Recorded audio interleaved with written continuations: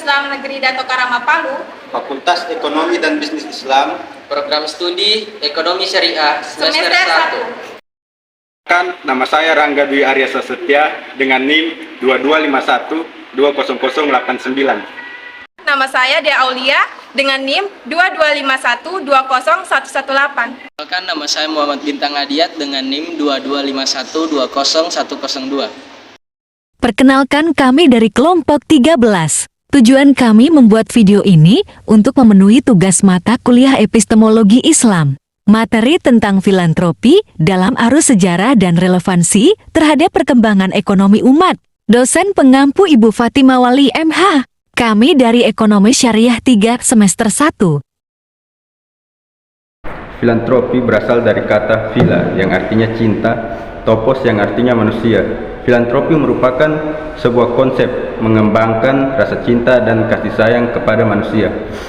Salah satu bentuknya yaitu dengan mengembangkan atau membiasakan berbagi atau memberi bantuan kepada manusia. Nah, disinilah muncul konsep kedermawanan. Kedermawanan sendiri bertujuan untuk mendorong manusia untuk berbagi dan menunjukkan rasa cinta dan kasih mereka kepada sesama manusia. Di dalam Islam sendiri, konsep kedermawanan memiliki banyak istilah, yaitu zakat, infak, wakaf. Filantropi Islam memiliki 4 tujuan. Yang pertama, mewujudkan keadilan sosial. Yang kedua, pemerataan kesejahteraan. Yang ketiga, mengurangi kesenjangan sosial antara si kaya dan si miskin. Dan yang terakhir, mewujudkan kehidupan yang lebih baik bagi banyak orang. Bagaimana filantropi dalam arus sejarahnya?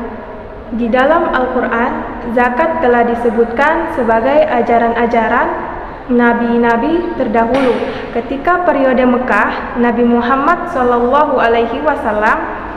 juga telah mengajak umatnya untuk latihan zakat dengan membebaskan para budak dan memberi makan kepada para fakir miskin. Kemudian ketika periode Madinah, 2 tahun Nabi telah hijrah ke Madinah, barulah Allah turunkan perintah zakat. Pada Quran surah At-Taubah ayat 103 yang artinya, ambillah zakat dari harta mereka guna menyucikan dan membersihkan mereka, dan doakanlah mereka karena sesungguhnya doamu adalah ketentraman bagi mereka. Allah Maha mendengar lagi Maha mengetahui. Nah, Nabi Muhammad SAW bersabda dalam sebuah hadis yang diriwayatkan oleh Imam Bukhari bahwa Islam dibangun atas 5 pilar. Yang pertama, aku bersaksi bahwa tidak ada Tuhan selain Allah, dan aku bersaksi bahwa Nabi Muhammad adalah utusan Allah. Yang kedua, menunaikan sholat. Yang ketiga, berpuasa di bulan Ramadan. Yang keempat, menunaikan zakat. Yang kelima, pergi haji ke Baitullah. Selain zakat, ada beberapa bentuk konsep lain kedermawanan, yaitu infak atau nafkah.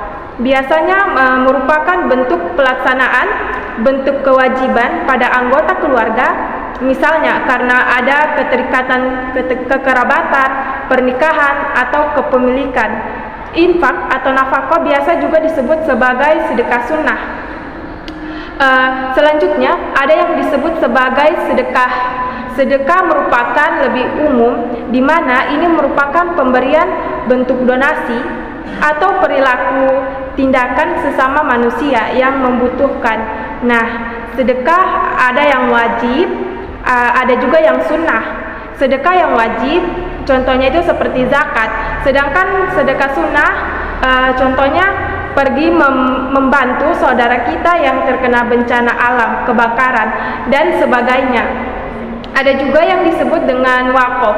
Wakaf merupakan jenis donasi atau pemberian untuk memberi kepentingan umum, akan tetapi wakaf memiliki ketentuan atau hukum-hukum tertentu yang terdapat pada zakat dan sedekah pada umumnya. Filantropi yang diwujudkan oleh masyarakat Islam dari awal sampai sekarang dalam berbagai bentuk konsep kedermawanan yaitu zakat, infak, sedekah, dan wakaf.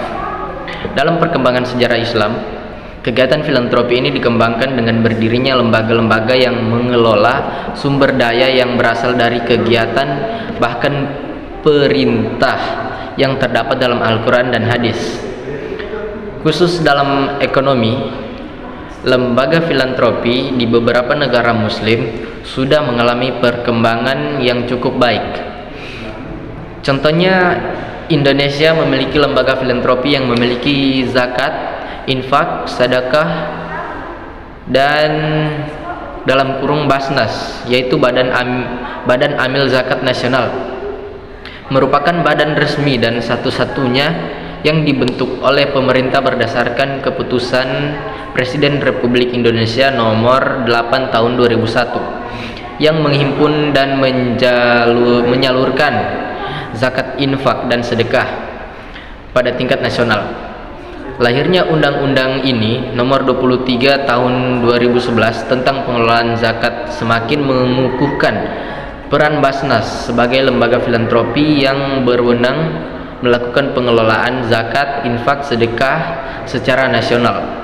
Dalam undang-undang tersebut, Basnas dinyatakan sebagai lembaga pemerintah non-struktural yang bersifat mandiri dan melalui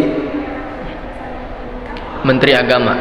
Dengan demikian, Basnas bersama pemerintah bertanggung jawab untuk mengawal pengelolaan zakat yang berasaskan syariat Islam, amanah, kemanfaatan, keadilan, kepastian hukum, dan terintegrasi akuntabilitas. Itulah penjelasan mengenai materi kami, lebih dan kurangnya mohon dimaafkan. Wassalamualaikum warahmatullahi wabarakatuh.